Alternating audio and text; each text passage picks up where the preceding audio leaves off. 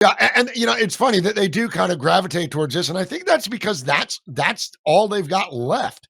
When you don't have many bullets left in the chamber and all you've got is hate and division, well, let's load another round of that. And I agree with you. It's not working in large part thanks to shows like Jamie's show here, the Glazov Gang, and Ex American News and other outlets. People are turning off the mainstream media. People have figured out the game. I used to say this on my radio program, 15 years ago. I used to say people need to understand the media is a business. They cater to an audience. They specifically target that audience. And therefore, the news that you get and by the way, this includes Fox News. I think Fox is better than most of them for sure. But there's no doubt that Fox caters to center right people. And by the way, that's most of the country. So naturally, the ratings follow. But MSNBC, CNN, the New York Times, all of these people, Slate magazine, for God's sakes, all of the View, hello, they all know who their audience is, and their audience are a bunch of rainbow-haired freaks that are currently setting Teslas on fire in order to to say that Elon Musk is Hitler, I guess. I mean, we're gonna act out crystal knocked on every Tesla dealership to prove that Elon Musk is Hitler. Stupid, Yeah. but there you go. Well, and I love how they're just eating their own in this too. Their fellow travelers. I guess the environment wasn't that important after all. I heard something, and I don't know. I guess I should have fact checked this first.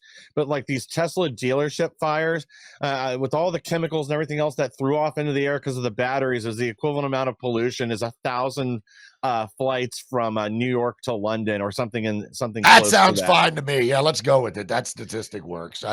But it is whether that stat is correct or not is irrelevant because the damage they're doing is unbelievable. Not only to their own party and their own cause, but to the environment that Mother Gaia, who they worship.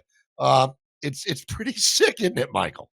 Yeah. Well, I love Tim Walz too, coming out here saying he's got the stock trading app on his phone now, showing him the Tesla price as it drops and drops. And he uses that for inspiration throughout the day. Well, I guess nobody told him his pension fund in Minnesota has something like I can't remember if it was 100,000 or I think it was 1 million shares of Tesla. Like that's a huge percentage of the pension fund for him and all the other state employees.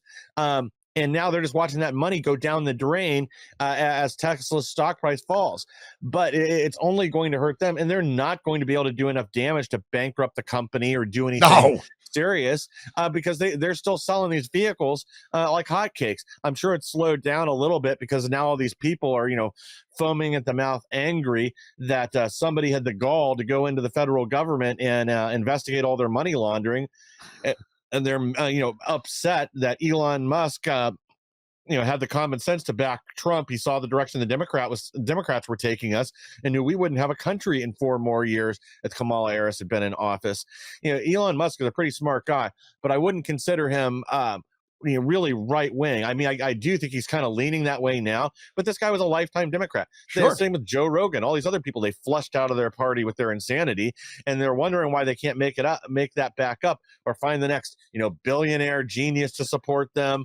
They're now making fun of the tech bros that used to all be in their back pocket because they've pushed everybody out with their insanity, with the LGBTQ tranny madness, the environmentalism, the attacks on free speech, and their push towards fascism, totalitarianism. Yeah. What really underlines and underscores everything the Democrat Party believes in.